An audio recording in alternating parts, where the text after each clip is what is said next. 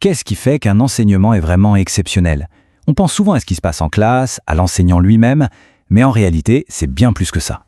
Aujourd'hui, on va explorer l'ingénierie pédagogique, une approche qui repense complètement le processus d'apprentissage en s'appuyant notamment sur les travaux de Manuel Musial et André Tricot.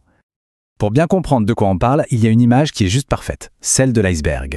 Le travail d'un enseignant, c'est exactement ça. Ce que les élèves voient, le cours, l'interaction, ce n'est que la toute petite pointe qui dépasse de l'eau.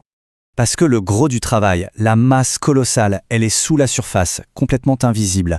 C'est toute la préparation qui se passe bien avant que la cloche ne sonne.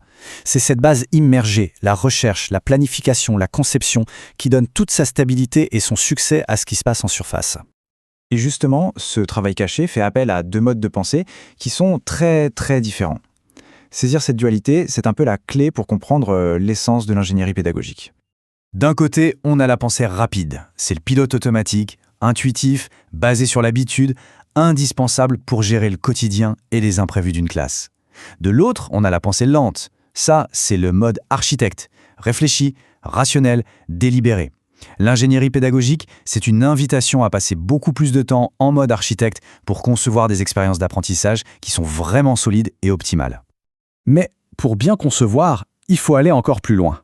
Il faut remettre en question une idée qu'on pense bien connaître. Qu'est-ce que ça signifie, au fond, apprendre quelque chose? On va prendre un exemple très simple. Quand on dit qu'un élève a appris le théorème de Pythagore, qu'est-ce que ça veut dire concrètement?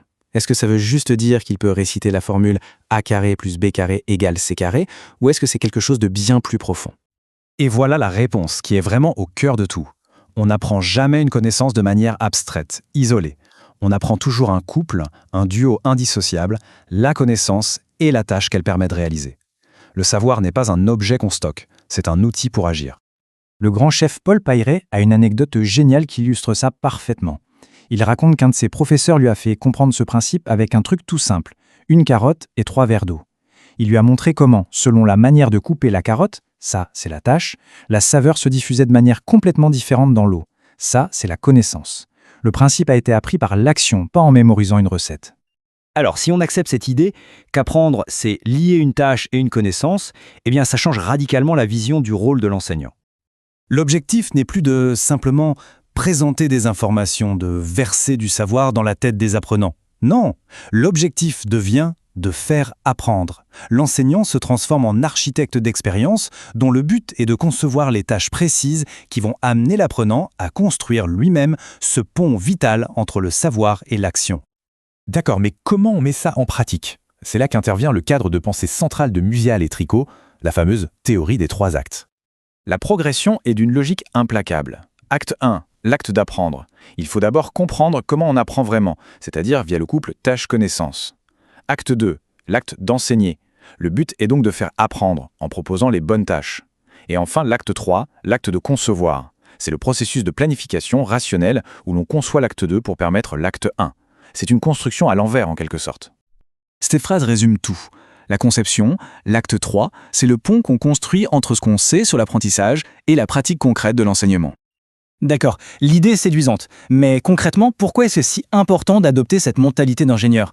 Quels sont les vrais avantages sur le terrain? Eh bien, les bénéfices sont nombreux. Un enseignement mieux conçu et plus efficace, plus cohérent, on gagne du temps, on évite des erreurs, ça apporte de la discipline et de la structure à une tâche qui est par nature très complexe. Et puis, ça crée un langage commun, et ça permet de produire des plans d'enseignement clairs, documentés, qu'on peut réutiliser et améliorer. Au final, tout le monde est gagnant. En fin de compte, l'ingénierie pédagogique, c'est ça, c'est une carte. Sans carte, bien sûr, on peut finir par arriver à destination, mais on risque de se perdre, de faire d'énormes détours. Avec cette carte, on navigue avec un objectif clair, avec méthode et avec confiance. Et ça nous laisse avec une dernière question, une question qui donne à réfléchir. Imaginons un instant. À quoi aurait ressemblé notre propre parcours d'apprentissage si chaque cours, chaque formation avait été consciemment conçu, non pas juste pour être enseigné, mais pour nous faire apprendre?